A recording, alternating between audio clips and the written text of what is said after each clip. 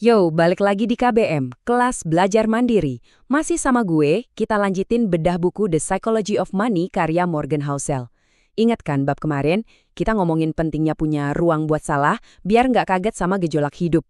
Nah, sekarang di bab 14 kita bakal bahas kejutan yang paling bahaya. Kejutan yang datangnya, ternyata dari diri kita sendiri.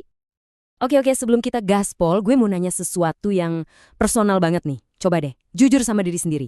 Ingat-ingat, 10 tahun lalu, lu pengen jadi apa? Cita-cita lu apa? Yang lu anggap paling penting di dunia ini tuh apa? Udah? Sekarang, coba lihat diri lu yang sekarang. Masih sama, nak? Hah? Gue yakin 90% dari kita jawabannya beda banget. Beda jauh. Dulu pengen jadi rockstar, sekarang sibuk ngurusin spreadsheet. Dulu pengen jadi petualang, sekarang malah jadi orang tua yang paling bahagia. Nah, perubahan ini nyata banget, bro. Dan justru inilah biang kerok yang sering merusak rencana keuangan jangka panjang kita. Nah, ini dia nih akar masalahnya menurut si Morgan Housel. Kita tuh jago banget ngerencanain hidup buat orang asing. Serius, kita bikin rencana pensiun 40 tahun dari sekarang, rencana karir sampai jadi bos besar, KPR 30 tahun, gila detail banget. Masalahnya adalah, kita bikin semua rencana itu buat siapa? Buat diri kita di masa depan. Sosok yang sebenarnya nggak kita kenal sama sekali. Beneran kayak orang asing. Orang yang seleranya, tujuannya, bahkan apa yang bikin dia seneng, bisa jadi beda total sama kita yang sekarang. Oke, pertanyaannya sekarang, kalau kita tahu kita bakal berubah, kenapa sih kita sering banget keras kepala, tetap megang rencana lama yang udah nggak relevan? Kenapa kita tetap maksain jalan di jalur yang udah nggak bikin kita semangat lagi? Jawabannya, karena kita semua gampang banget kena satu jebakan psikologis yang kuatnya bukan main. Namanya sunk cost. Jadi, apa sih sunk cost fallacy itu? Gini deh bahasa gampangnya. Itu tuh mentalitas sayang udah terlanjur. Pernah kan ngerasa gitu? Sayang sama waktu, tenaga, apalagi duit yang udah kita keluarin buat sesuatu. Nah, ini bahaya. Otak kita tuh emang aneh. Rasa sakit karena kehilangan sesuatu itu rasanya 2 kali lebih kuat daripada rasa senang pas dapat sesuatu. Makanya rasa sayang ini jadi super kuat. Saking kuatnya, kita jadi males buat berhenti atau ganti haluan. Padahal dalam hati kita tahu itu pilihan yang benar. Mendingan lanjut sengsara daripada ngerasa rugi karena udah investasi banyak. Gila kan? Nih, biar kebayang, ini dia perang batin yang sering terjadi di kepala kita.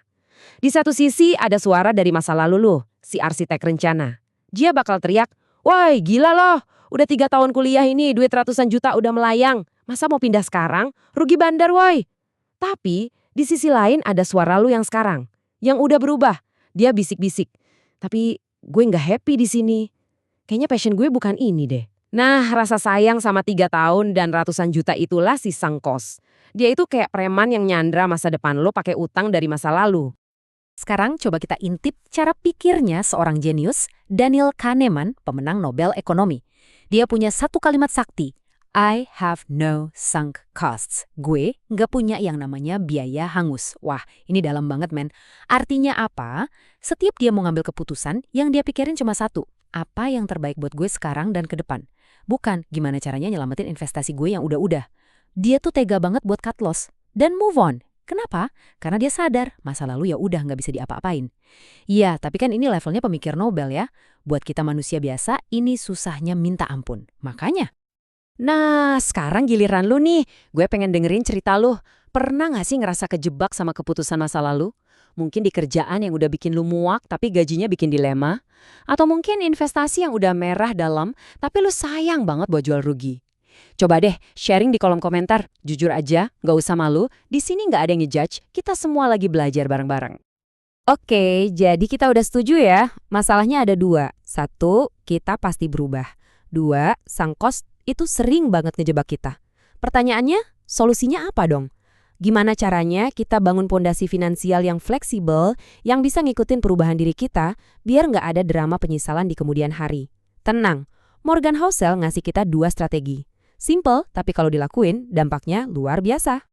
Jadi ada 2 jurus anti nyesel. Simple banget, ingat-ingat ya. Yang pertama, hindari bikin rencana yang ekstrim. Dan yang kedua, ini bagian tersulitnya, belajar buat ikhlas sama sunk cost. Udah, itu aja. Cuma 2. Yuk kita bedah satu-satu. Oke, strategi nomor 1. Hindari rencana yang ekstrim. Kenapa? Karena rencana ekstrim itu rapuh, gampang banget patah. Contohnya gini, lu bikin target pensiun di umur 35. Caranya, nabung 80% gaji, makan cuma nasi sama kerupuk. Hidup lu isinya cuma kerja sama ngirit. Kelihatannya keren kan? Secara angka mungkin masuk akal, tapi secara mental, ini nyiksa banget bro. Rencana kayak gini gak ngasih ruang buat hidup. Gak ada ruang buat, oh ternyata gue pengen liburan, atau oh gue pengen coba hobi baru. Begitu lu belok dikit aja, seluruh rencana itu bisa hancur lebur, dan lu bakal ngerasa jadi orang paling gagal sedunia. Jadi, ingat, kuncinya itu keseimbangan.